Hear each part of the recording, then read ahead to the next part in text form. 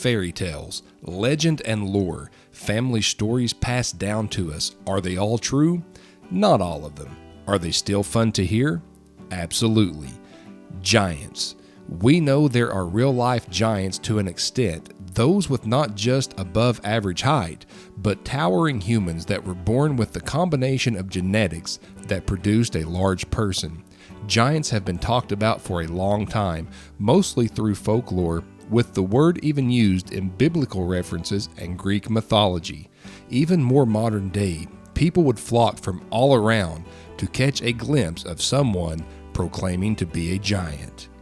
Today, we make our way to one of Kentucky's most historical cemeteries, Cave Hill Cemetery. We are here today to visit the final resting place of 7-foot, 8-inch James Big Jim Porter. Big Jim was definitely well known and would capitalize on his size, eventually becoming not only famous in his home state, but even internationally.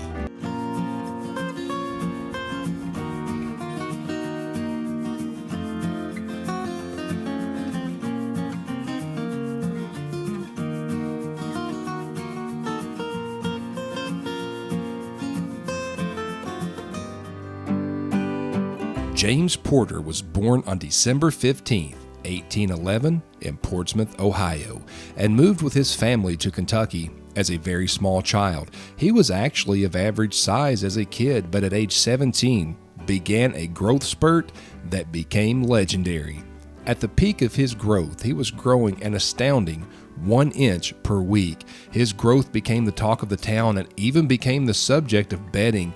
People would place wagers on his growth, and being a good sport, he allowed himself to be measured and weighed every Saturday night. It was said that by age 30, he had grown to his full size. He tried several jobs, but his height would be a hindrance. He eventually drove a stagecoach, and it was said that his feet would dangle just a few inches off the ground, and when it came time to open the stagecoach door, he just leaned right over and opened it up. Big Jim decided to capitalize on his size. He joined a traveling group and performed a play based on Gulliver's Travels. Unfortunately, the world was simply not made for a man of his size. No bed would fit, no chair would accommodate him, and he eventually became sick of it. He returned home, vowing to never travel again. He garnered a lot of public attention, which he enjoyed at times, but he was uncomfortable receiving the attention. He would, however, travel throughout town and perform at local events. Charles Dickens was exploring the United States with his wife and had heard of the tales surrounding Big Jim. He wanted to meet him. He requested that Big Jim join him on his steamship. Big Jim would reply, "He wants to see me more than I want to see him, so if he wants to see me, he will come to me." Dickens wrote of the experience and caught the attention of circus owner P.T. Barnum. He offered Porter a position with the circus. Big Jim declined. Big Jim began opening taverns. He opened one on a canal close to Louisville, Kentucky. He built a bigger one, 3 stories tall, and had endeavored to make it the grandest hotel in the South. It was built to fit his frame.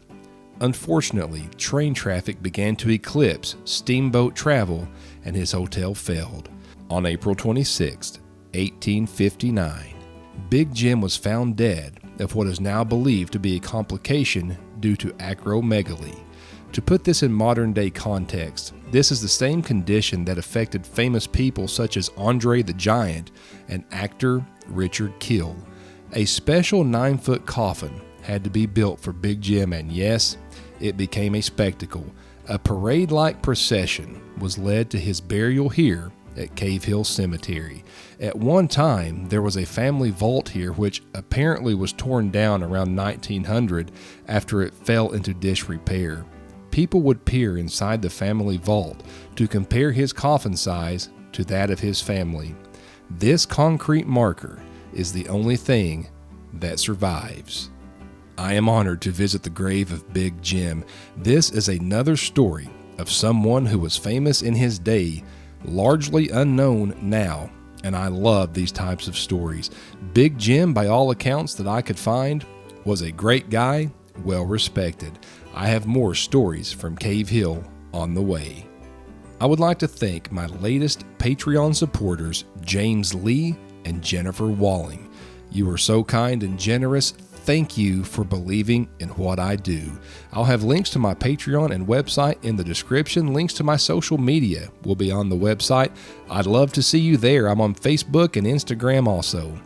Once again, from historic Cave Hill Cemetery in Louisville, Kentucky, I will see you again soon.